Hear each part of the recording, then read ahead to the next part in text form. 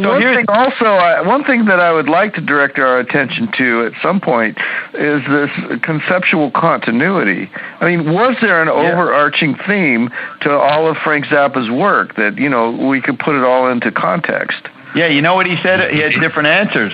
One of the things was the conceptual continuity is him, and it's just his experience, was one of his answers. Another thing is hints of continuity, like mud shark, yellow shark. If you want to have the eye notice a continuous, mathematic connecting up, that's the bias of the eye. But he's including all the senses, so he has to include the linear or thematic repeat. And yet that is not really what it's about. It's anamorphic. But in Stinkfoot, he's anamorphic. Anamorphic. Yeah. What were we saying, Jed? In Stinkfoot, he's talking to the dog, and then he asks the dog about conceptual continuity, and then the dog says the crux of the biscuit is the apostrophe. Right. And what's an apostrophe? There's the grammatical point, but the apostrophe is a kind of artistic statement where you're talking to an object, like a dog. Ownership. Yeah. No, there's ownership. Then there's McLuhan's interrobang. How's that in there? Well, it's not, but it's just that, that's duality. McLuhan's interrobang. Yeah, you include both. So here it is, looking up apostrophe. I think Scott was saying that the Zappa's apostrophe is McLuhan's interrobang, right? Maybe. I'm exploring that. It's a possibility. But wait a minute. You got the duality in the double duty interrobang. Where's the duality in the apostrophe? I don't know. What is Frank? What do you suppose Frank was emphasizing with the apostrophe? Well, an apostrophe is a technical, musical type of thing. I'm trying to look it up and read it to you. When the author of something addresses an object or a dog, that's called an apostrophe, I think. It's a type of writing.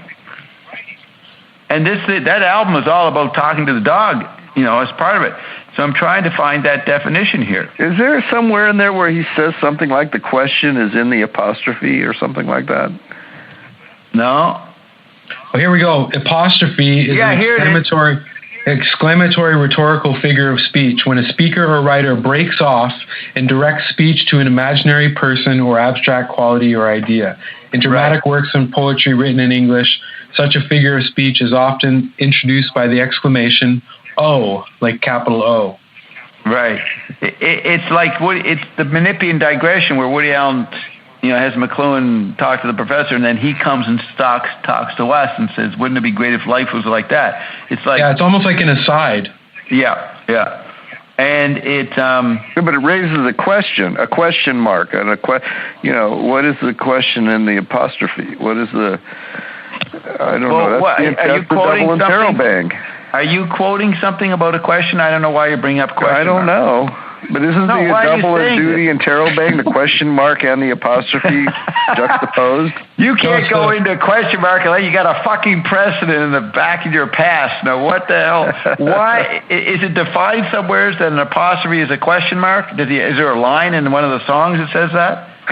I don't know. It just struck me as being a possibility. No. Examples of the apostrophe are like in Romeo and Juliet. Oh, Romeo, Romeo, wherefore art thou Romeo? Or in, where is it? In Aristotle's in Montaigne. Oh, my friends, there is no friend. Or in Electra. Oh, Black Knight, nurse of the golden stars. It's like that oh moment when they talk to the cosmos. But what the hell are they talking to? Yeah, listen to this. Apostrophe is a device by which a speaker begins to address an audience other than the one to which he or she is speaking. So how does that relate to Menippean satire, Bob? That is Menippean satire. Well, that's where the author addresses the reader. I mean, you're reading the story about this and that happening, and all of a sudden the author addresses you. So apostrophe is a key Menippean technique. This is a key. McLuhan, Zappa doesn't know it, but he's celebrating Menippean satire. But Bob, when it says like, "Oh, Black Knight, nurse of the golden stars," would the reader really think that they were being addressed? Yeah, well, it doesn't. It's just that this is a definition from Source Book on Rhetoric, Key Concepts in Contemporary Rhetorical Studies. Sage published it in 2001. This is a new definition. He says, like aporia, it is part of the irony family. In the middle section of his 1860 address at Cooper Union Square in New York, Abraham Lincoln purported to, quote, say a few words to the people of the South. In so doing, he spoke to his New York audience by using fictional Southern listeners as a frame. Apostrophe is not necessarily restricted to oral communication. A newspaper ad from a tobacco company purportedly directed at young people, but appearing in the business or editorial section of the newspaper, uses young people as a frame through which to reach a different audience. So there's practical levels. It's sort of being meta. Yeah. Or just hijacking something for another purpose. I mean, definitely when Woody Allen addresses us about wouldn't life be like that, that's an apostrophe. But I think it's definitely a close relative of Menippean satire. Oh yeah, I agree with you. That meta conversation. Yeah, it's a Menippean technique. Now, it's not always done like that, like, oh, Romeo. There's the fact you're addressing an idea. That's another meaning. You're addressing an absent or non-existent person. Yeah. Yeah. So it's pretty sophisticated, Frank, to include that. Yeah. And then the apostrophe, he also could say, well, why read books? The guy could have left an apostrophe out of this poem and it's not printed right. You missed the whole meaning of the poem. That's what Ion's all about. Fucking get it from the mouth. The book is too distorted. Mm. So there's different levels of meaning for the apostrophe there. Anyways, it's tremendous. Right, because with the written book, if you see the word read, like R-E-A-D, does it mean read? Does it mean read? Yeah. Or the word wind, is it wind or is it wind? Right. You know? But if you're speaking it, you can change the shape of the tones when you're saying it and intonate differently, and it conveys. Yeah, you know what it means when you hear it. So I think it's pretty awesome. I'm really glad I remembered to do DO5. I always wanted to talk about it. This has been really great. Yeah, I didn't even think of that, but that was a great rock to turn over, you know. Yeah, I mean, and you know, it does resonate with other things. I don't know what else to say about it. I mean, but it's like the hidden DO5 is like the hidden ground for civilization phase 3. Right, and it's also an update of World's Greatest Sinner. I mean, and the World's Greatest Sinner is God himself. Yeah. But I'm impressed with the multimedia he has in here. He's covering a lot of processes in modern society at that point. He's giving a scan of the society, and he's showing how everybody is feeding off each other, all the different businesses. Yeah, but he definitely showed the inner workings of this, the new economy we have now, like in Web 2.0. Where that's an idea I wanted to say. Yeah. He is predicting the collapse of 2008. Yeah. He's showing that it's all going to crash. Somehow I got that idea from this. Yeah, definitely. He's pointing to the super event, the super global accident. Yeah. That Berylio would talk about, you know? Right. So he's definitely showing the third phase of civilization as the android meme. Can we make a case that he's pointing to the fourth phase? I will quote, I brought a bit of this up with Jerry Fialka, talking to him this morning, and it reminded him of Zappa saying he doesn't like the word love, or he doesn't think people should say they love each other. Jerry remembered, he said something about going beyond love. The point is, Zappa thought in his utopia, the word love wouldn't even be thought about. It's irrelevant. So that's pointing to, well, maybe he's pointing out love as an emotion and moving past it, and then that gets to Ion's love as a force field. Well, the actual quote from Zappa is, love is not the be-all, end-all. It's the starting point. It's the beginning place. No, where did he get that quote? Are you Googling? Hold on, I'll get it. That's not at all the quote I got. It's from a concert. No, I heard it. No, yeah, this is not in an audio. Here you go. Love is not. Here you go. Love is not the end of the world. Love is the beginning of the world. Right, and he wanted to move past the beginning. He says people are still stuck in the beginning, never can get out of the blocks by worrying about whether they're loved or demanding love. He and what I'm quoting is some obscure interview where he spells. Hold on, let me finish the quote. Because he goes even more detailed. Love is not the end of the world. Love is the beginning of the world. Many people write about the subject of love as if that was some ultimate attainment to aspire to. You can have love, but you can go beyond that into realms that are even more interesting. Oh, I think that might be it, that last part. Well, remember his soliloquy where he went through all the things and ends up with, but music is the best. Yeah. Yeah, you know, he cancels all the literary categories. Beauty, wisdom, truth are in that. But see, but that's a relative statement, of course, you know. I mean, Joyce wouldn't say that. So that's how we begin the Bob Marshall interview. We get Frank to, Bob Marshall tries to say it all, he can't. So then Frank says, let me say it. So he lays it out, and he goes, music is the best. So then Bob Marshall's first question is, what is music? When you say music is the best, what are you referring to when you say the word music? The big note. Yeah, and then he goes into all kinds of wanders. The whole interview never really, does it answer what music is? Here's Frank, a composer. This is why he was not trying to be a classical composer. He would include that as what he'd do on Thursday. He's being president of the world, for fuck's sake. He's being a god here. That's how you do music. You don't limit it to the ear. You use all the senses, including riding around in the car. And he has a picture on Just Another Band from L.A. of the mothers in a car.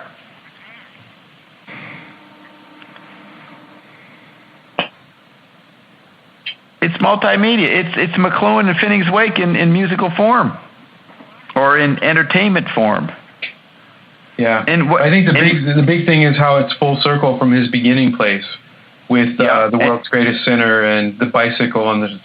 Well, that's the spirals, the Orphic Baroque spirals you were talking about. Spiral around and go around to the same point, but on a new level and a richer, deeper density. Yeah. Yeah, I like what you're saying. How early on, in what years, Bob, do you suppose that Zappa actually got the insight, which then he spent the rest of his musical career developing? Okay, 2 points: science fiction high school and geometry. Remember those 2 points. These are something I wanted to mention. Go to the geometry first. When you were talking an hour or two ago about geometry and shapes. Yeah. Okay. I don't know if this is in the Bob Marshall interview, but he says in the middle 70s, he's quoted in an interview saying, the geometry and the shapes of my music is what people don't get. He lays out this thing. I then get a chance to ask him, what are the geometry and shapes? And he denies that he said it. He says and I have the article, it's from Musical Express or something, and he says that journalist put that in there. I never said that. And it was odd that he was saying that. Maybe it was a different Zappa. But this thing about geometry and shapes, which I have as the Holy Office of Finneg's Wake, is geometry. He presents a new geometry, modern post-visual shaping. It was interesting that he denied that. I thought it made sense when he said it. It fit my thinking, whatever I thought was going on 30 years ago, and then he denied it. Okay, that's an interesting point, though. You wouldn't know. Why did he deny it? Why do you suppose he denied it? That's what I don't know. That's an eternal question. I don't know unless I ask him through Ion, but I didn't get a chance to say, wait a minute. See, he said, I didn't say that. And I said, well, it's in this article. And he said, well, fuck, the journalist stuck it in. I never said that.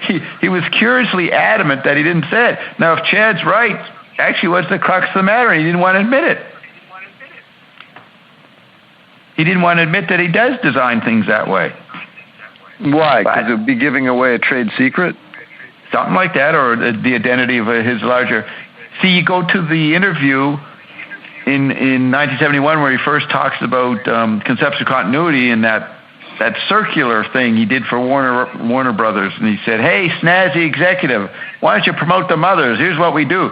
And he lays out the haystack of needles filling up the whole Atlantic Ocean or something. This is only vague in my mind. And he asked you or somebody, the snazzy executive, to go find this little needle in the middle of the Atlantic Ocean. And he says, imagine in the middle of this whole architecture, this landscape, this city world that's built, somewhere in the middle there, somebody makes a signal with their eyebrow. Says, and then we could Google it. I can read it to you. What was it called? Hey, snazzy executive. Look that up. But, okay, so you got that. And what was the other thing I said? You got the... Science Fiction High School. Oh, yeah. I don't know if this is an interview, but he said to me that night, I don't know if it was just with me or the rest of them, but yeah, it might be in the interview.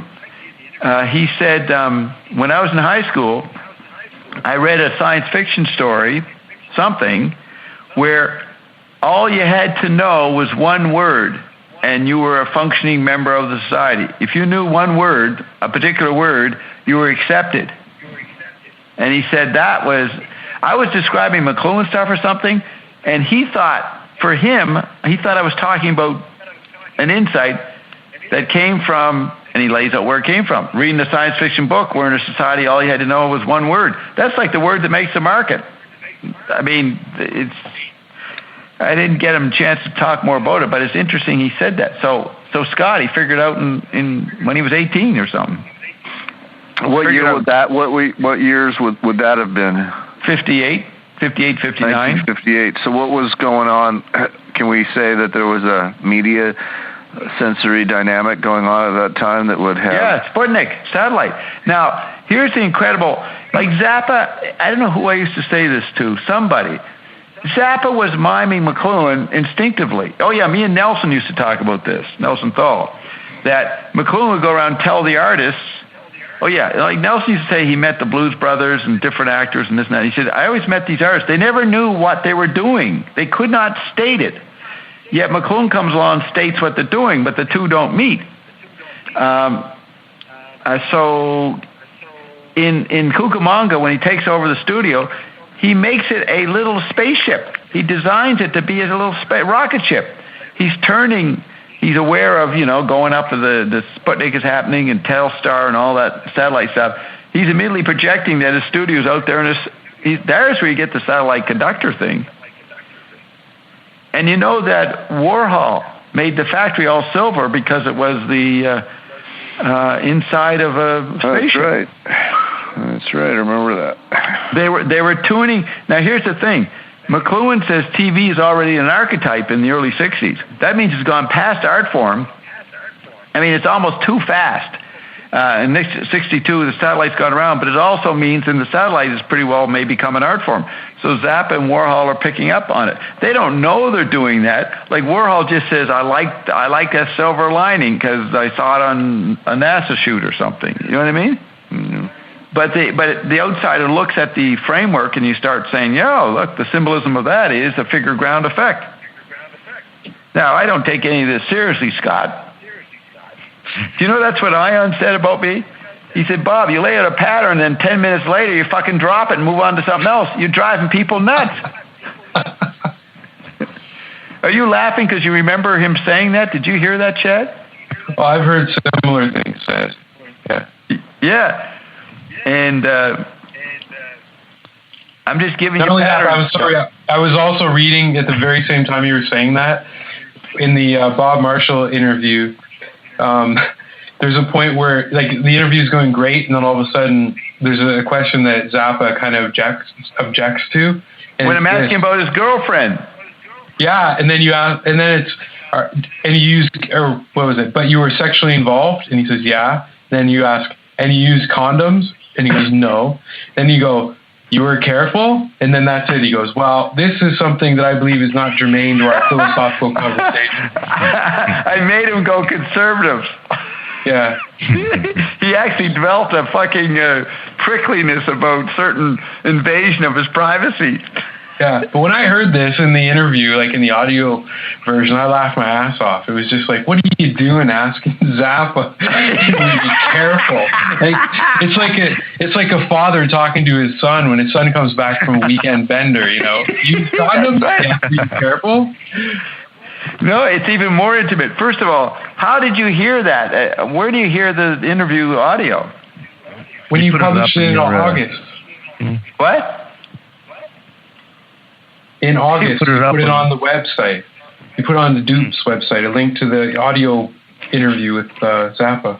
But only parts of it, not all of it. That part was in it. Wait, the Dupes? In Dupes, Bob. I know the Dupes.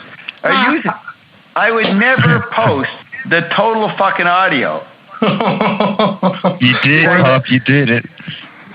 Well, you know how that was the issue. I posted a part of it, and I was saying to Steve Reimer, shit, some normal savvy hacker could clip off the thing, find the 5-bodied file, and hear it all. And that's what you guys did? Yeah. I guess so. I guess, you know what, Bob? It's probably second nature to me by now to do that hacking stuff. Yeah, right. Exactly. Well, it's not even hacking. It's just going to the directory where the file is, and you know. That's right. And I had Steve. I said delete one of them. Delete. When I realized that could happen, I said delete a section. Because I guess you guys got there before I deleted it. Yeah, because I posted the three of us on the phone right now are probably the only people who've heard the whole thing. That's right. That's why you're here. Yeah. You got. I posted on Dupes, Bob, and then you said, "Oh, keep it to yourself." But yeah, I was aware. Did I tell you to delete that or something? No. You just said, James, keep it to yourself. Yeah, I publicly said that, didn't I? Yeah. Yeah, I just right there for everybody to read. Bob's telling James, hey, there's some level here. Keep it to yourself. That's right. The point is, if you've heard of all, it's pretty fucking amazing, the whole interaction. Okay, now, Bob. Now, Chad, I want to say, hey, Scott, for the record, hold what your thought is. Hold your goddamn thought. We're still on this thought. I want to tell you, Dave Wally, when he fucking read the interview, he tried to find me. He didn't know where it was in Canada, so he told me when I hooked up with him in New York in '96, he said, Bob, I read that fucking interview, and I said, that is the conversation I always wanted to have with Frank, and I never had it, which is quite a remarkable, I mean, he had a whole falling out with Frank, and it was very upsetting in his life, but that, he wanted to have a good in-depth conversation. Now, let's go to this point about the girlfriend. It's like two guys talking, okay, two friends. They partying, and somebody fucks somebody, and the other guy, he really wants to know the details. Did she laugh when she come? Did she fart when she? This is what I started to get into with Frank. Very personal, intimate details. And I knew, and I kept if you hear the audio, you hear me doing it. Or is it Bob Marshall? It's probably Bob Marshall. I don't know. Maybe that's me at that part, because I don't think Bob Marshall would do that. See, that's the secret thing. Sometimes I speak. No one's there. No, sometime. There's no That's way. What I wanted to get a quorum here. Chad and James, you heard the Zappa interview. Did that sound like Eddie Puzo, or did that sound like Bob Dobbs interviewing Frank Zappa? Bob Dobbs. That's the first thing. We're ganging up on you, Bob. Bob, okay. That was you. Don't lie. Bob lies. Bob don't lie. Bob is a liar. Yeah, Bob, the greatest interviewer is a fucking liar. Here's to relate that to a pattern. Tim Leary wrote to Playboy in the late 60s. He says, the interview is the main dramatic encounter of our time. He was celebrating the Playboy interview. He said, all the great minds, they have an interview with Playboy. And he was saying the interview is the greatest art form of at that period. And he was right. And so therefore, I'm the greatest interviewer. So I'm the religion. Now, it's an unconscious religion. The Playboy interview back then, the interview is what everybody works for. Any fan of anything, they want to see their God get interviewed, right? Yeah. The Barbara Walters interview, that's when you've arrived. God interviews you. So the interview is a pretty personal, interactive thing. Now, I'm a pretty good interviewer. So if interviews is a hidden ground, that's the new religion, and I'm the best at it, then I'm God of the interview, which is the most dramatic celebrity or fame point you can have, was when you're interviewed. You get me? So the modern God is not football, it's the interview. And you interviewed the most influential people of the last century, basically. Yeah. And so the point is that I know you'll never believe it, but none of you know. If I brought Steve Reimer in here, Steve knows Ed. He knows that Ed can talk like me. Dave Neufeld knows it. It is Ed. But that particular, I've never pointed out that sometimes I spoke. And I know Ed would never do that, what I did. It would go into, well, did you use a condom? Did you come outside or inside? What'd you do with your sperm? Did you lick it up or what? I don't think anybody ever in an interview has even gone that way. That's an avant-garde interview part, right? For sure. I'm talking, it might be done on a porno channel, but I don't think so. It's too personal. And I took the great libertarian Zappa, finally put a wall up, for fuck's sake. Now, Bob, I don't think this is relevant to a philosophical conversation. I could have said, well, there's no fucking philosophy going on here. He thinks it's a philosophical conversation. I was probing the fuck out of him. We were going to find out who the brain police are. Exactly. And he wouldn't admit it. He wouldn't answer it. He's yet to find out. It's actually the most dramatic. When you hear that audio, it's the most dramatic fucking encounter between two minds ever done in recorded history. Because you got a great mind there, you got a great interviewer, you got someone else who's being me, Bob Marshall, and me jumping in and out, and you got Carol and Jerry Fialka shivering in the corner, wondering what's going to happen next. The irony is, it's the greatest interview ever, but the shittiest audio quality. Yeah. Well, I can't believe that you used such a bad recorder. Well, no, we didn't. You know why that is. We don't release the good copy, and the good copy was given to Frank for him to make the album. Yeah, I know that, yeah. Yeah, and I gave the bad copy to Greg to digitize. I wasn't going to give him the good copy. So, no, it was done very well. And I'm glad it's fucked up a bit, because it doesn't encourage people wanting it. That's when I was trying to keep it hidden. It doesn't matter too much. Yeah.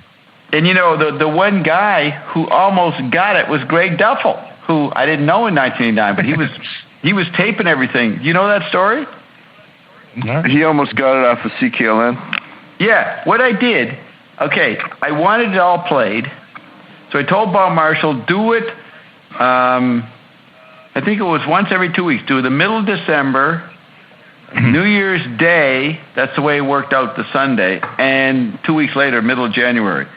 So I said people would probably get it on the Fanatics would get it, the first one, the middle of December, but New Year's morning... Good chance they ain't going to get it. They're fucking whacked out sleeping, right? You bet. And so I counted on that, and then the middle of January.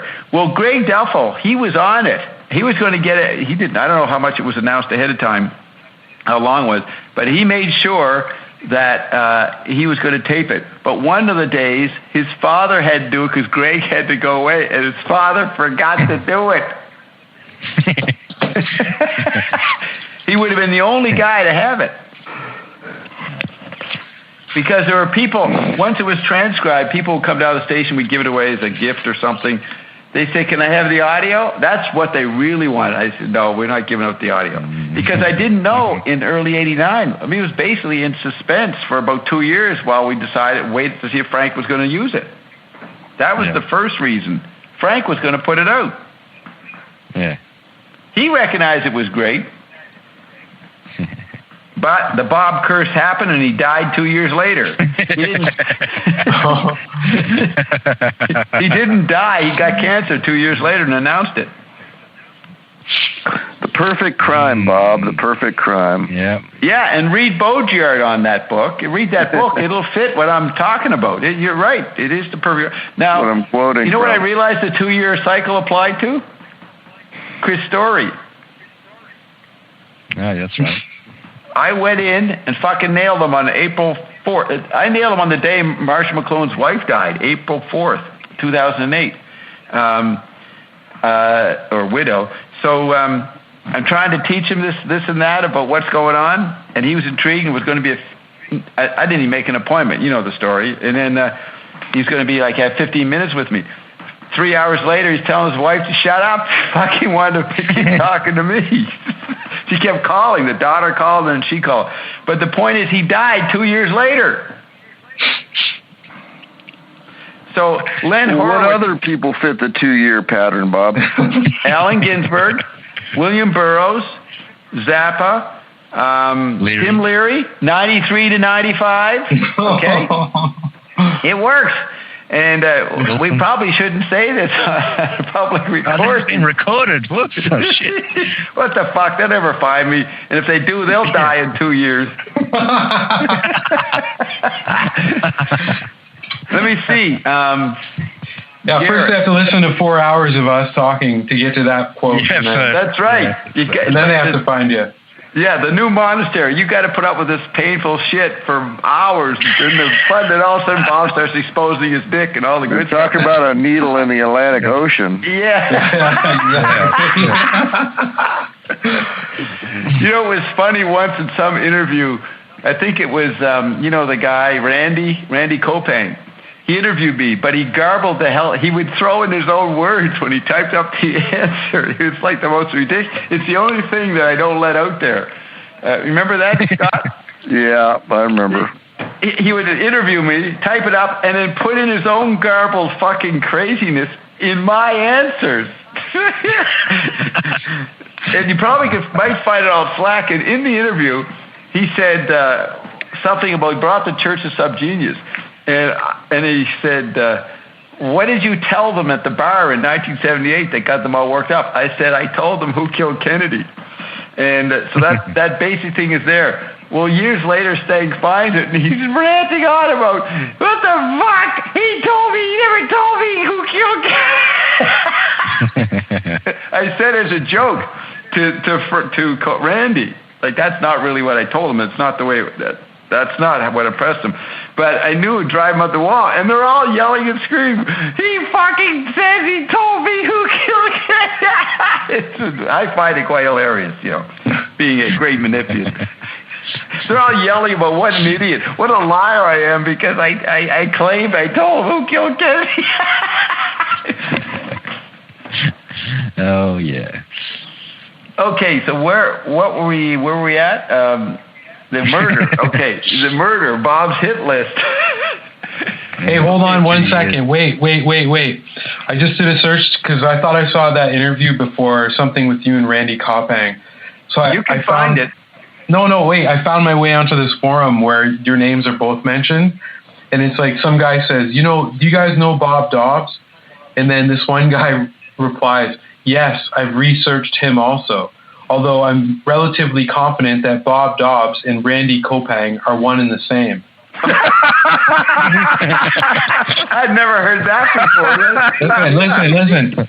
And then he goes, interestingly, the scientists who allegedly founded the Ong's Hat ashram are referred to as the Dobbs twins. Again, we're dealing with an interconnected web of parallel storylines. Also, I suspect you're referring to the, quote, other Bob Dobbs, the one associated with the Church of the Subgenius. I haven't been very successful in researching this Bob Dobbs or the origins of the so-called church, but it does appear to be some type of culture jamming experiment. That's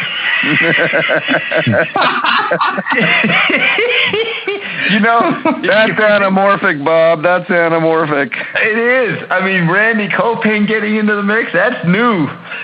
That's rich, Bob. But is that the one? It may be the one that Steve Reimer posted recently on Five Body. He found these guys discussing me. It sounds... No, this is from 2004 on a site called Top Secret. It's back then.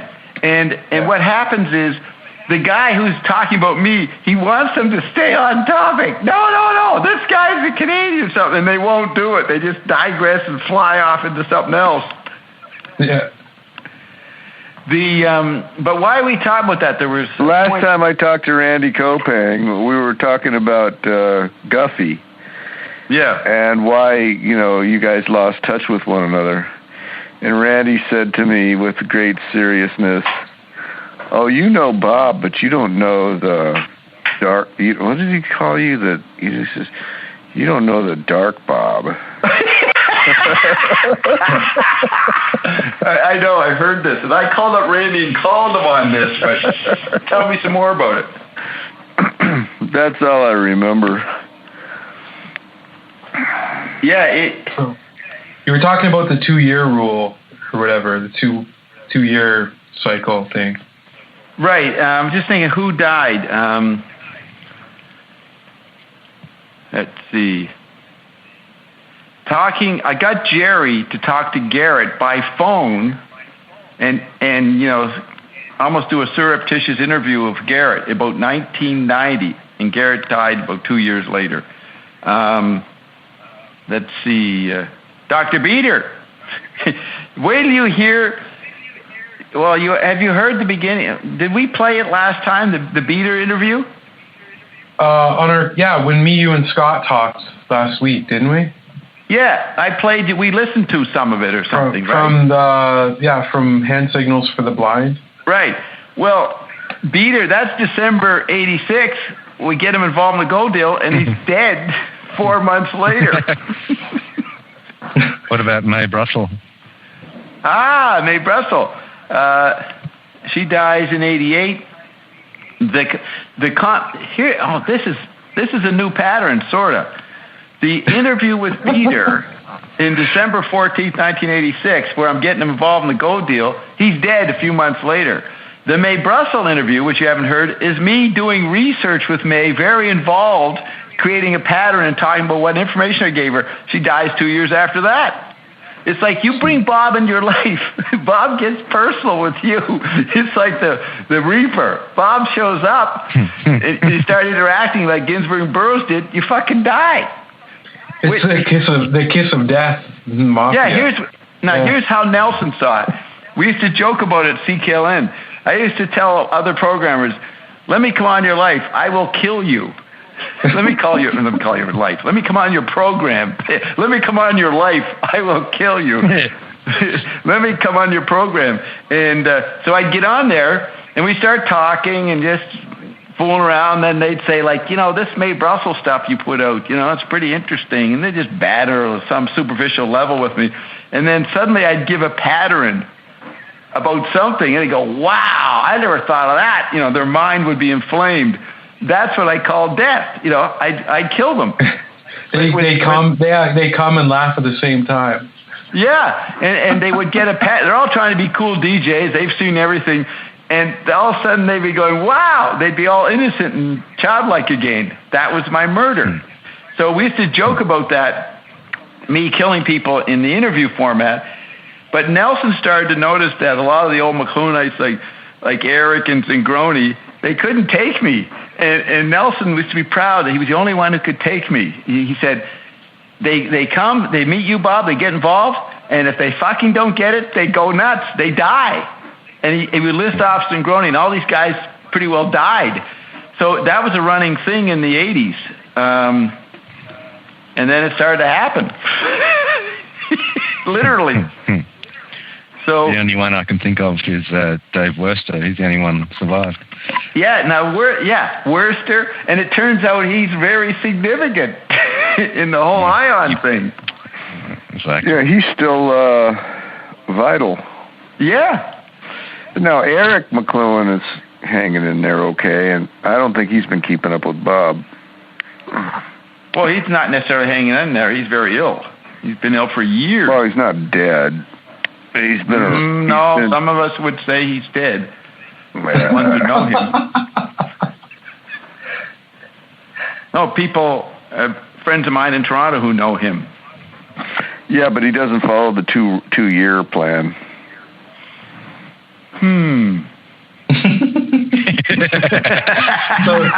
We have some puzzling data here, Carol. Yeah. Well, how's this Eric McLuhan sidestepping the death pattern? How'd that happen? Who fucked up here? You don't hear me go, very much. No. Herbert Marshall McLuhan. That's right, yeah. But what, I'm just trying to think of who would have been the first. I think Peter. Peter's the first. Then May Brussel. Then Garrett. Then Bukowski. I killed Bukowski. Yeah, that's right. See. Joe Dunn Sloan died the day before we showed up in America. You know, he gave us the formula on April 22nd, I think it was 1991. He died February 93, 2 years later. Oh, yeah, so Nelson would say... Yeah, that was a fuck-up because, Bob, you've gone too far. You killed the goose that laid the golden egg. Yeah, Bob, that's friendly fire. We haven't had a good detail ever since. And remember, now what's incredible, this is the perception of Ion. He's been saying the last few weeks or months, everybody rest in peace till Bob gets there. That's it. That's the pattern. Have you heard him say that? Yeah, I've heard it. Yep. Everybody rest in peace may you rest in peace till Bob gets there. So have you heard on, he has said it. He said Bob killed off Cosmic Wares, he killed off Marshall McLuhan, he killed off the Evergreens, and he killed off the Abrams. He actually ranted that one day. Right. And now we're trying to kill off the after image of Zappa. Yeah. Okay. Yeah, how are you going to kill off Ion, Bob? That's going to be kill off non-physical. Well, you're working on it. Yeah, it's the final drama. It's the final apocalyptic fucking Armageddon. Bob and Ion with Carolyn trying to wrestle. Bob kills off non-physical. I started to say that. Yeah. I said, no more use of the word non-physical. And that's when Ian says, yeah, we'll just go when we mean the non-physical. We use the physical. And yeah, but that sounds like someone who's like bound and gagged. Yeah. It's like, let me out of your trunk, Bob. So what were you saying before that? I didn't finish. We were talking about... how many people you kill? The people that die after they meet you. Yeah. Yeah, killing off. And Joe Dunn Sloan. Oh yeah. So McLuhan. Did I finish Nelson? So Nelson started to brag in the 90s that he was the only one who survived. Well, he eventually did die himself. Who, Nelson? He became Lenny Bloom. Oh yeah, Nelson fucked up in 2001. That's when he went. Well, it peaked when he tried to kick me off the radio show. And I left before he could do it. You know that story? I went on the radio and I was part of the show and I didn't say anything. It was dead air for a while. Yeah. But Lenny thought he could not only host the show, but be the star of the show. Yeah. That was pretty stupid. Yeah, you should hear him now. You want to hear the most ridiculous fucking radio show. It's he and his girlfriend. It's the most disgusting fucking. It's Bob. It's like a digital loop that says Bob stuff. All garbled and broken. I tell you, it's the most phenomenal fucking stupidity you've ever heard. Is he still on a Christian crusade kind of thing? Yeah, that's Did what he it become is. like born again or something? Yeah, come on. Yeah, it started in 84. That's the. But what were we just saying? I have another one, Bob. When you showed up again on CKLN in 2007 or 2008? You killed with CKLN. Jared Boulanger? When you showed up in 2007 or 2008 and killed CKLN, remember? Oh, yeah, I killed Danny. Right. So Greg was forced to have me on for 6 months. Yeah, but then after that, what happened? You brought Dave Neufeld on the show, and then after that, CKLN got shut down by lawyers or something? On February 22nd, 21st going into the 22nd of 2009, just, a few weeks before Ion, Neufeld comes here to my home here in Maui. So he arrives. I remember, I had to get up at 3 in the morning to do the show with Greg. So he was supposed to arrive by 9:30, but I would have gone to bed by 8:30 because I had to get up in 5 hours. So Carolyn was up, put him to bed, and I told him he could wake up, left a message. He could be part of the show if he didn't mind getting up and didn't have any jet lag. So I wake him up, and he joins the show. But we also get Bob Marshall on. It's the first time the three of us are together in, decades. So on February 22nd, Dave, and you can listen to it in the archives, Dave and I and Ed, or Bob Marshall, are on with Greg. And we're hamming it up, and it's a great show. That's a Sunday morning. Greg, he knew the last time we had Dave on was in 2006. And the next week, he got kicked off the air. So he was saying beforehand, I don't know if I want Dave on. I'm vulnerable. I said, so what? So Dave comes on. Greg never gets to perform the next Sunday. The station shuts down Friday night, February 27th or something. Yeah, that week, a few days later, it's over. All right? Yeah, that's what I was referring to. Yeah, it happened very fast. Did that ever come to any resolution? Yeah, right now. It's coming up, maybe tomorrow. The CRTC is having a hearing over whether to take CKLN's license away next couple days. And Greg's part of it. Yeah, it's all come to this. Yeah, there's a big battle going on. What? Oh, law. Yeah, there's two levels. There's also personal legal action with Greg and them over their own personal fate with CKLN.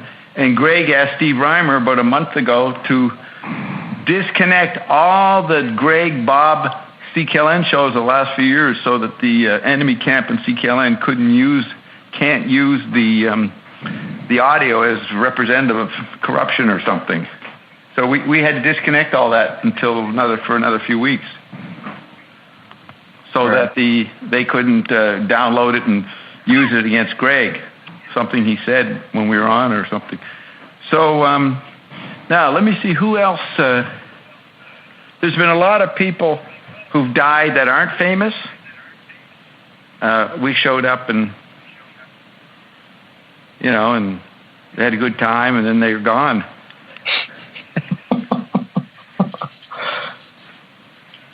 But it's interesting to see who's still alive. Dave Worster. Who's still alive is the beginning Worster and the end Ion. The loopers come together. And we just had a great, another taped interview with the two of them, Ion and Worster. Oh, great.